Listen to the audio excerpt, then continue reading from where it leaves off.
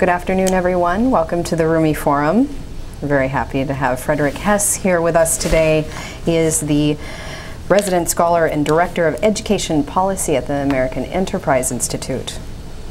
Mr. Hess is a Resident Scholar and Director of Education Policies at the American Enterprise Institute. He pens the Education Week blog, Rick Hess, Straight Up, has authored influential books on education, including The Same Thing Over and Over, Education Unbound, Common Sense, School Reform, Revolution at the Margins, and Spinning Wheels, and is co-editor of the new volume, Stretching the School Dollar.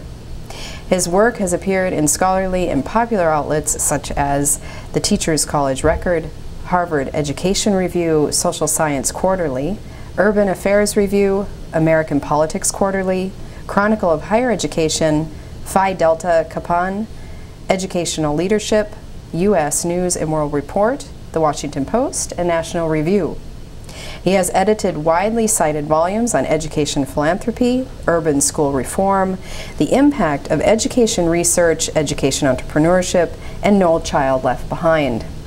He serves as executive editor of Education Next, as lead faculty member for the Rice Education Entrepreneurship Program, on the review board for the Broad Prize in Urban Education, and on the boards of directors of the National Association of Charter School Authorizers, 4.0 Schools, and the American Board for Certification of Teaching Excellence. A former high school social studies teacher, he has taught at the University of Virginia, the University of Pennsylvania, Georgetown University, Rice University, and Harvard University. He holds an MA and PhD in government from Harvard University, as well as an MEd in teaching and curriculum. Please welcome Mr. Hess.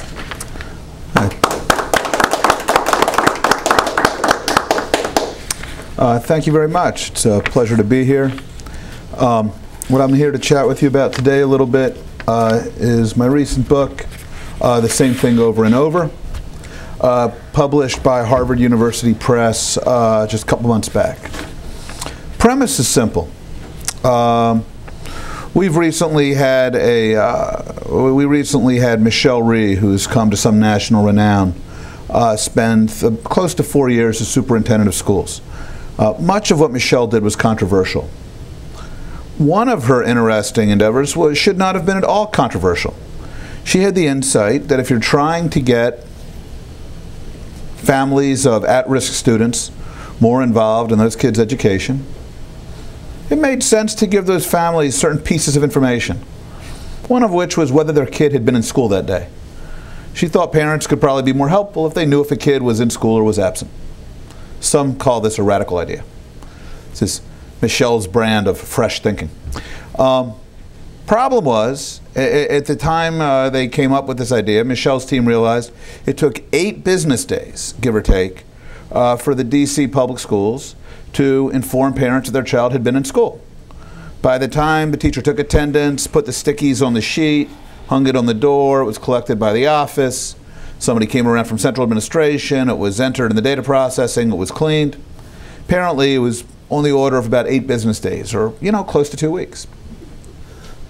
So one of her team members, one of these radical thinking young people she'd hired, came up with the notion that there was a new piece of technology which could facilitate taking attendance. It was called the laptop computer. They'd heard some teachers had them. They could give them to others. So the idea was, instead of going through this whole process, why don't we give teachers laptop computers, have them take attendance on the laptop. Same afternoon, parents at these 3 schools that were in the pilot program would know if their child had been in school or was absent. Problem was that when they took this to the Washington Teachers Union, the local teachers union, there was agreement that taking attendance was permissible work duty for teachers. No problem. But it is not permitted, according to the teacher contract, to require teachers to do data entry. And the lawyers explained that taking attendance on a computer constituted data entry. Took them 12 weeks. They eventually got a memoranda of understanding for the 3 schools that permitted them to do this. This, to my mind, in a nutshell, is the trick with so much that's frustrating about education reform. That even the most thoughtful leaders, even the most thoughtful superintendents and principals and educators aren't in a position to just solve problems.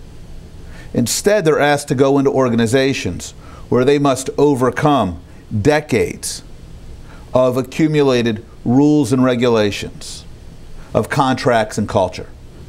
And we just take this for granted.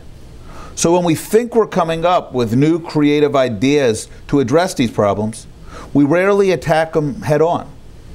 We rarely talk about how do we start to remove some of these burdens so that educators can simply educate the kids. Instead, we try to come up with over-the-top solutions which we figure are going to make all of this go away.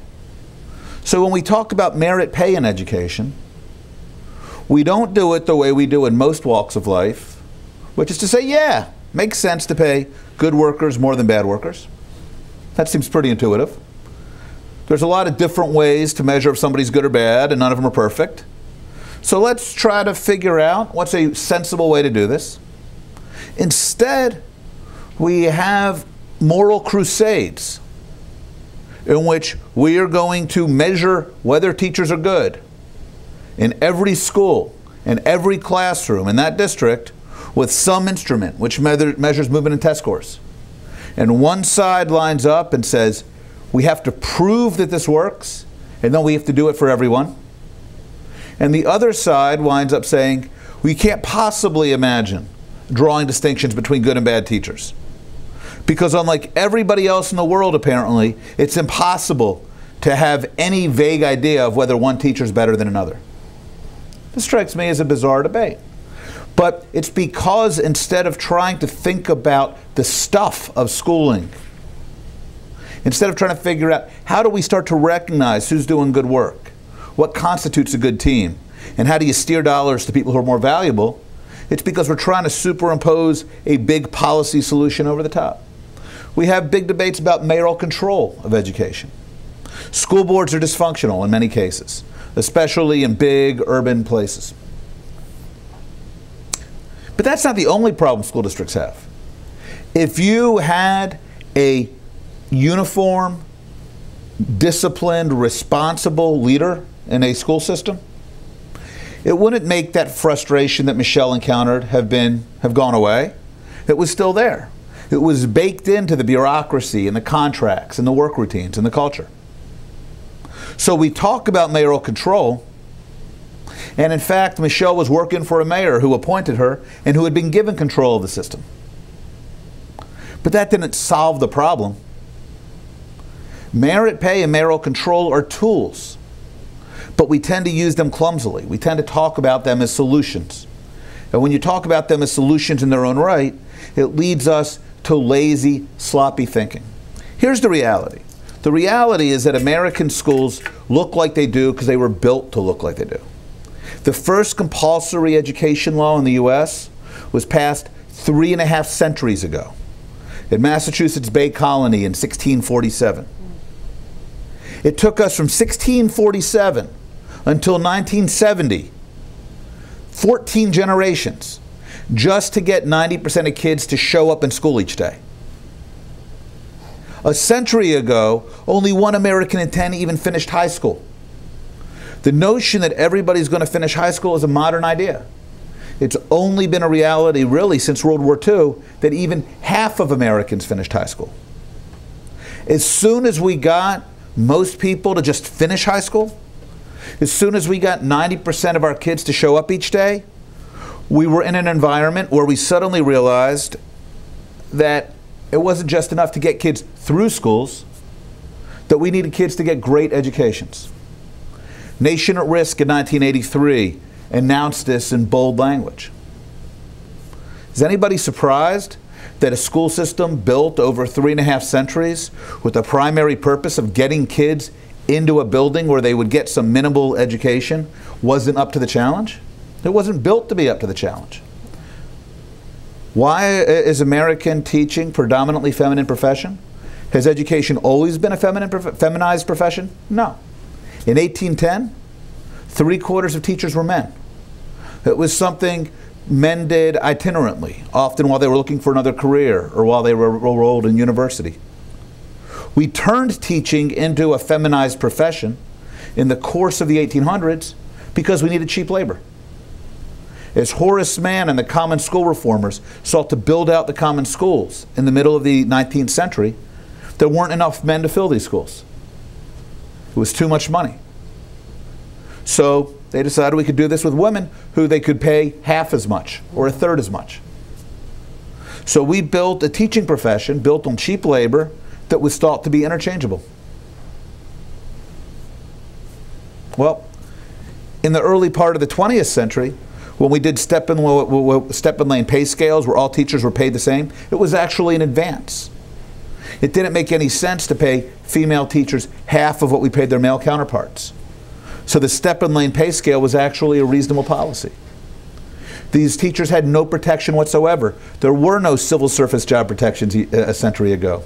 So teachers were getting fired because their weight didn't conform to the state's required weight charts based on their height.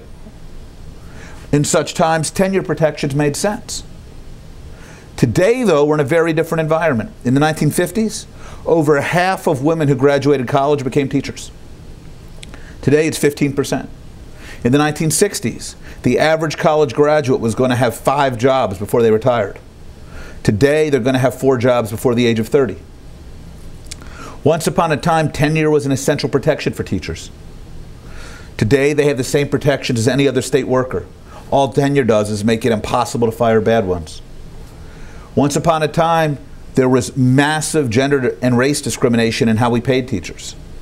Step and lane pay scales made sense.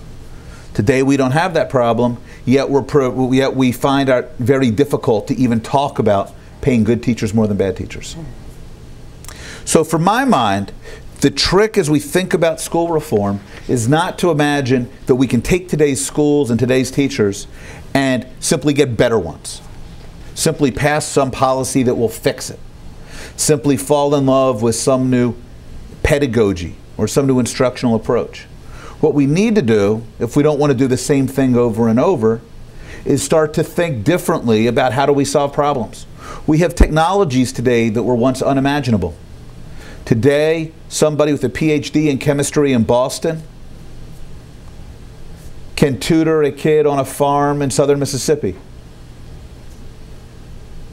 Today, we've got computer-assisted instruction.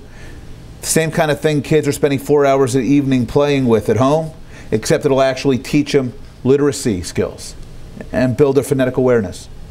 Do we want to do that instead of having them with a teacher? No, that's not the point. The point is we've got tools that we didn't used to have.